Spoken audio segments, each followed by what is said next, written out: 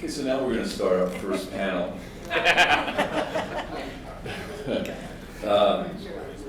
It's connectivity to anywhere under the asphalt and beyond the buildings. We've got Ray LaChance, CEO of ZenFi. We have Shrihari Pandit, CEO of Stealth, and Kane, CEO of Cleareon. And mine. Welcome.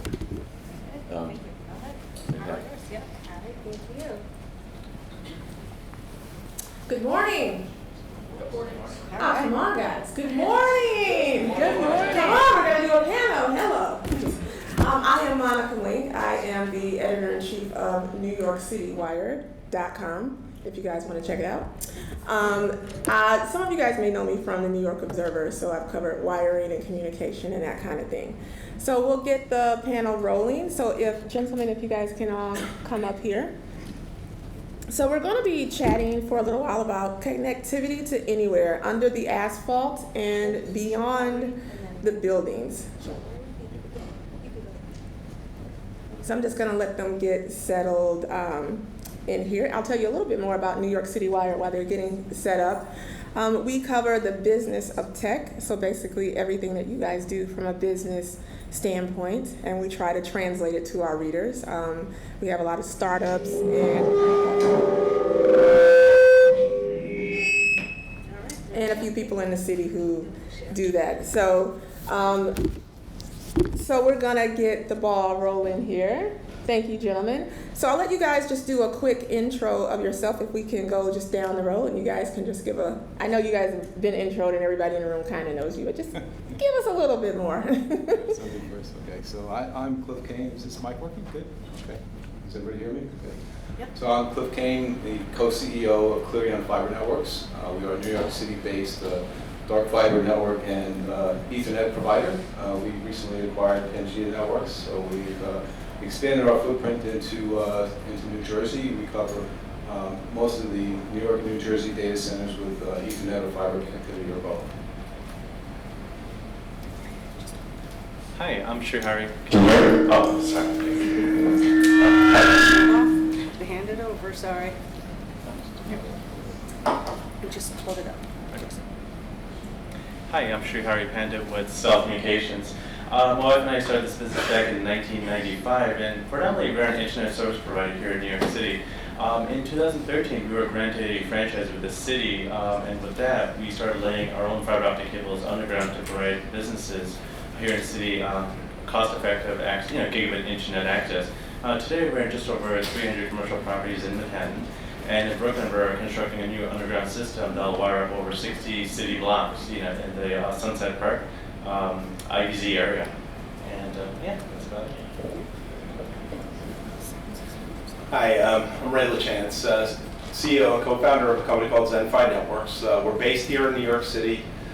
We began the business about 2.5 years ago to focus on building fiber optic networks, specifically throughout New York, with some reach into New Jersey, to focus on one of the biggest challenges we think facing telecom today, and that's the capacity and coverage problems that the mobile wireless carriers were having. One of the things that they're going to need to do is put antennas any and everywhere, whether it's on a pole top, a rooftop, street furniture, sub-basements, or every floor of every office building in New York City. Ultimately, each one of those locations are going to have host their own cell site. Each one of those cell sites are going to require three things. They're going to require space to put the antenna, power to the antenna, and they're also going to require connectivity.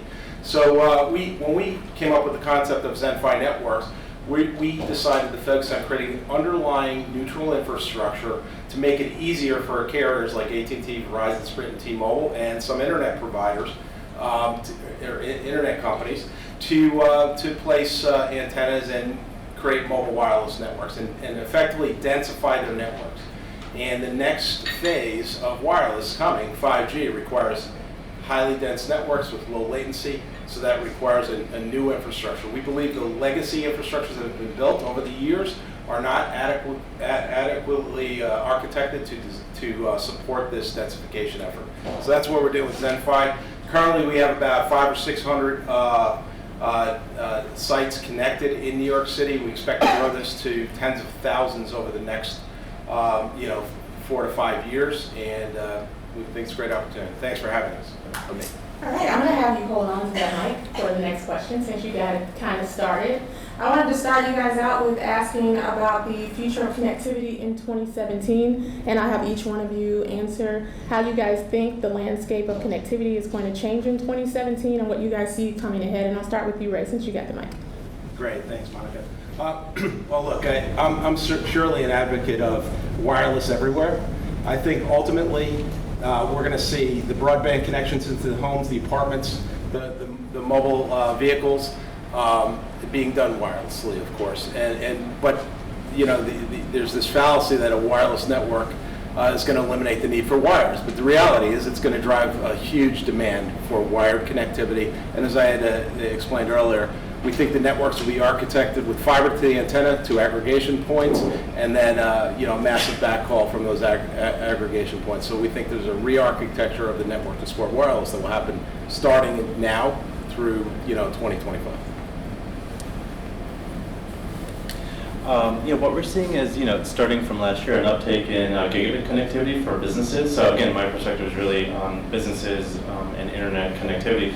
But we're seeing the norm is definitely gigabit, and it's kind of fascinating because gigabit now looks like this T1s, from the 1995, and we're starting to see people interested in multi-gigabit or 10 gigabit. So it wouldn't surprise me. T3s will be like the new 10 gig, and T1s are basically gigabit.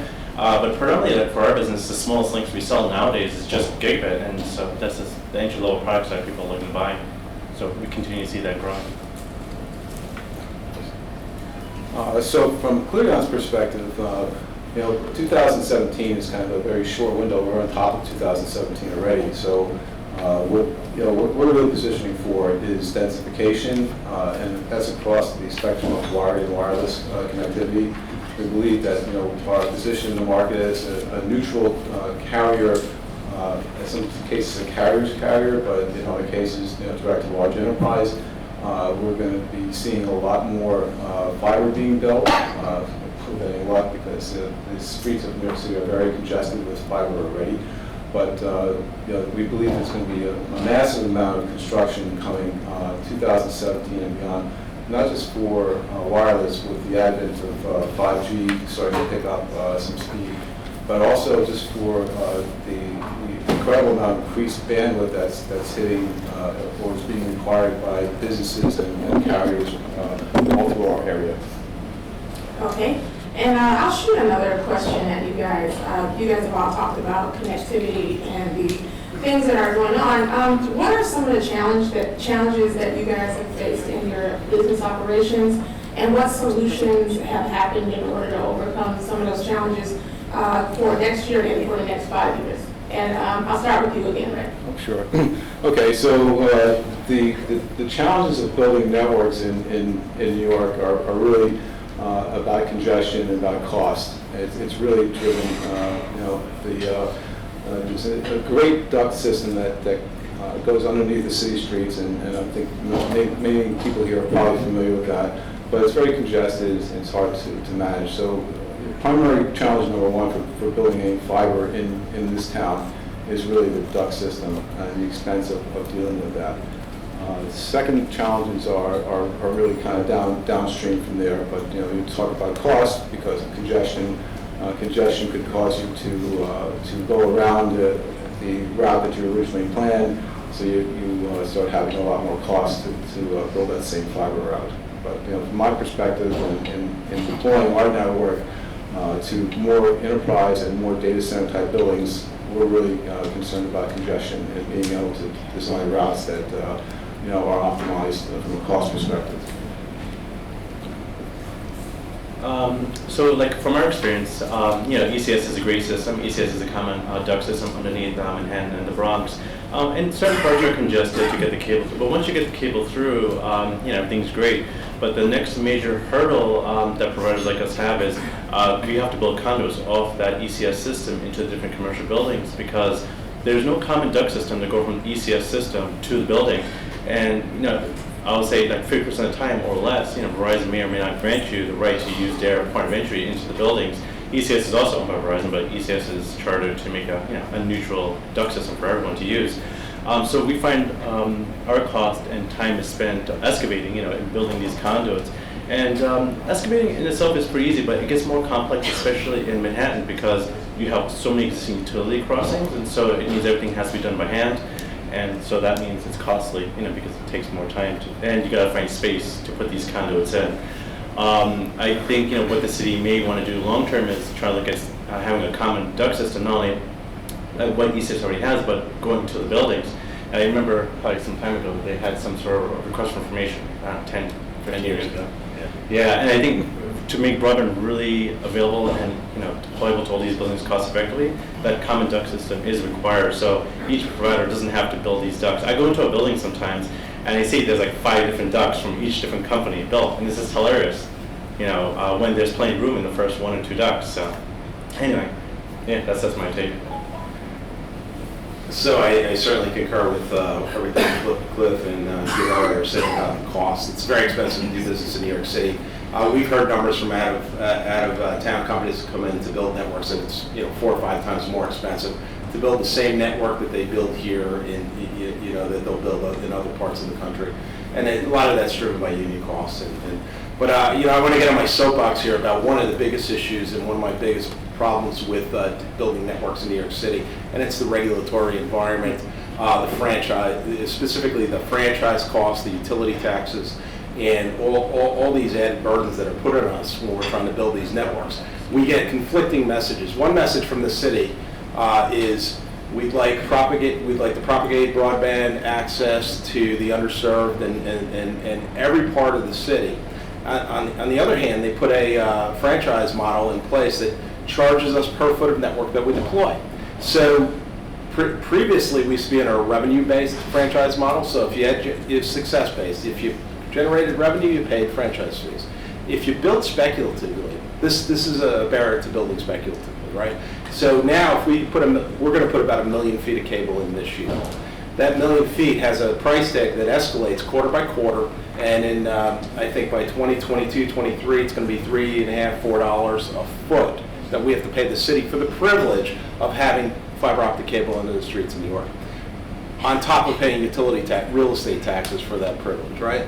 So I feel like there's this huge regulatory and tax burden that if they really want broadband everywhere, they want to incent providers like ourselves to speculatively build and support this city, they would eliminate that challenge. Yes, what our challenges are, that is, I think that's the biggest challenge in front of our industry right now, is the city talking out of both sides of their mouth, saying they want everything for everyone for free. At the same time, they want us to pay a huge premium for the privilege of providing free service. So do you think that there's some politics involved in this situation? Clearly, when I speak with DeWitt, I feel as though the Deputy Commissioner of DeWitt, specifically Al Jenkins, really gets this and understands the problem. He came after the franchise was put in place, I think, in 2012. The new version of the franchise. So I think they get it, but there's political headwinds. You look at this interesting project. There's a project with the Link NYC, the kiosks being deployed all over the city.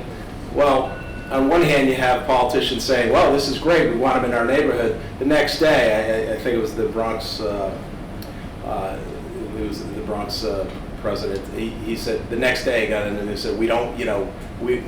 One day he said we don't have enough of these. The next day he said, these are causing too many problems in our neighborhoods. We have homeless people congregating around them." So, there's no synergy, I think, across the city from a political perspective and the technology perspective. So I'm going to just toss one quick question to you guys, and then I'm going to open it up for a couple of questions. So in terms of doing business in New York State and New Jersey, can you guys talk about, is it a lot easier, or is the playing field becoming more even? Because I heard talk a few years ago that it was much easier to do business and get wiring done in Jersey. If you guys can address that very briefly, which I know is a little complicated of a question. If you can speak to that just for a second. So I'll just quickly answer and give these guys a chance. So first and foremost, it's harder to get approval in New Jersey because you have to go to each municipality to get approval on a municipality by municipality basis. There's hundreds of them. So when you move from town to town, you have to get approval from each town. That's a pain. New York has everything homogenized. It's all run through Do It. They do it really well. It's just very expensive. The cost of doing business here is just dramatically higher than anywhere else. But I think they've really thought through the process of getting things done in New York City. So. Yeah, no, I agree. Nothing to add. Okay. Yeah, that's basically the lay of the land. You know, in Jersey, you're going block and tackling municipality by municipality. In New York, you just have one place to go, and it's a lot easier, but much more expensive. Okay, and I'll open it up for a few questions. We got time for a few. Do you guys have any questions? Questions? All right. So I've heard similar discussions in private, say 15 years ago on the difficulties of connectivity inside of New York City. And it almost sounds like the problems are basically, it is almost as bad today as it was 15 years ago, just with different names involved for companies and slightly higher bandwidth. Shrihari had mentioned that having a shared duct system going into the buildings would be a good idea. I agree, it is. Like if you look at Amsterdam, they're basically doing that. But in your opinion, has there actually been anything that's gotten better from a regulatory and shared infrastructure basis today versus 15 years ago? So I'll take the first shot at that. I've been in business for a while. I think it's pretty much the same, if not worse. I think Ray's point about the regulatory implications and costs have probably made that end of it worse. I mean, our competitors, we're like the new entrants to the market. Our competitors, like the Zaos, previously above them to the world, and Level 3s, AT&Ts, those folks are still on the grandfathered rate for what we pay as franchisees. So there's a lot of inequality between us and them. If they started paying on a per foot basis like we pay, it would be probably change their balance sheets and their income statements across the board. But so maybe Shrihari to add to that. Obviously, we're paying a higher cost, not only because of the per foot cost, but also remember the prevailing wage is what we have to pay all our workers, and so that escalates all the time. So if you look at our costs now versus 15 years ago, it costs a lot more to put the fiber in. So we have a higher cost basis, plus you have the real property estate tax, which is like 10 or 11% per year, and that also escalates. So we do have a higher cost basis, but in terms of like real technical problems, they still remain the same. But it's probably more worse now because 15 years ago we didn't have as many utilities underground as we do today, and so that means the next person that comes in is to try to run fiber through an existing common system, conduit common system. Like the common conduit system like ECS, that's more congested, as Cliff mentioned to you. Or if you try to excavate and try to put conduits in, same thing. You're trying to find space in the ground to put your pipe in. It's not that bad, but in some areas it's really bad. Going up and down, making these curves, and so hasn't changed. It's only progressively going to get worse as more providers come into the scene, so to speak. Thanks. Phil, I think that's a good question, and I want to be clear though. I think the process, procedure in the city is very well laid out. Having done a lot of build in New Jersey also, and having been a franchisee since 2002 personally, I feel as though that this city really gets it when they think about how to provide access to the public right of way, to everything from conduits under the street to traffic poles and light poles and utility poles around the city. The city gets it. It's a cost issue, and I feel it's a tax. While they don't call it franchise fee, they explicitly say franchise fee is not a tax. It's a tax on our business, and we give away. You're in positions where companies are going to end up giving away 50% of their revenue to support this right to be in a public right of way. It's just egregious. Before that, and by the way, that's 50% before you get to income taxes, right? So it's pretty meaningful. Awesome. All right, well, that concludes the, you have one more question? Okay, yes, please, one more, go over it. I have an affinity for dark fiber in the city, and how it adds value to real estate. And since you guys are all new entrants into the city, albeit under a new cost structure, I know your counts are pretty high in terms of what you're building in the metro. Far exceeds what used to be built back in the legacy of net piece. So that's sort of point one. What's the delta between what used to be built in the metro architecture and what you're doing today? And how has that impacted the price for dark fiber repair on a monthly recurring basis that's leased to the market? Like what, to the extent you can share it, like what's the average price for a pop-to-pop here, on net to on net, let's call it from a dark fiber perspective, monthly? So anybody, So look, my feeling on this, when it's colo to colo, or colo to data center, it's productize and commoditize, right? That stuff's going to zero. That's a cross connect across the metro. That's going to hit rock bottom really soon. And I think that's the way you mitigate that risk is you have high density, right? You up and yes, now cable size. Like my normal backbone cable size is 1728 that we're putting in, and we're dropping 576s and 864s off of that, right? When we taper, and we'll taper down. We do a lot of fiber to the curb, right? So it's street furniture. We'll taper down to maybe a 192, 216 as the smallest cable in our network. So that's we're putting in much fatter cables, and those are going to go to probably bigger cables down the road. But anyway, between carrier hotels, I see that price point going to $400 or $500. Unfortunately, Digital Realty and Telex and Equinix are going to make more money off our circuit connecting those buildings on their cross connects and port charges than we do on the metro fiber. That's it. That's right. Well, we don't do pop to pop, but we do enterprise to enterprise buildings. So typically, again, dark fiber is not our main business, but we sell it between $2,000 and $3,000. Our backbone is typically comprised of 432 and 864, but fitting 864 or even higher, I don't know how you can fit that in because it's really, really tight. But you're probably all around the east of the west. The spiderwood ribbon's smaller than the ribbon loose. Oh, okay. The new Sumitomo cable, right? It's AFL. Oh, AFL. Oh, okay. Yeah, but anyway, we're used to those central tube stack ribbons, so those are huge and hard to maneuver and to fit into the ECS ducts, especially when you're sharing it with other people. But again, because it's kind of congested, our main backbone is primarily on 6th Avenue, and we're building a new one on the east and west side. What we find is the crossing going east to west is limited, so for us to get that price down lower, it's difficult, but I think you're in a better position to sell dark at a cheaper rate. But what we do, how we're delivering gigabit internet access for really cheap, like $250 or $850 a month, is what we do is once we have that dark fiber, we basically break that fiber up into multiple wavelengths, and we push multiple waves into these buildings, and each customer gets a wave.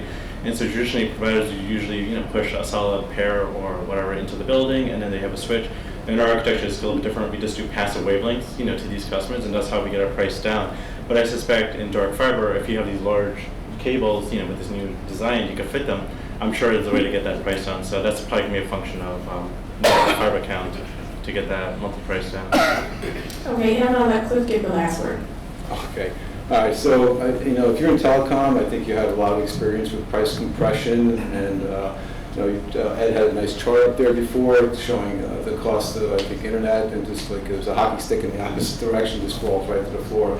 So if you're not prepared to play that game, you shouldn't be here. And so the way we look at that is that we build high count cables, of course, but when you're in the fiber world, there is a theoretical limit to the bottom of where that goes, as long as no one else puts more fiber in. So every time another provider comes along and puts in more fiber, it changes the game a little bit. Right now, I think it's pretty stable because AboveNet did an enormous overbuild a few years ago, which Bill, of course, put a number of 864s between these carrier hotel buildings, which I think Zayo has been marketing to their advantage to take any of that market away from folks like myself.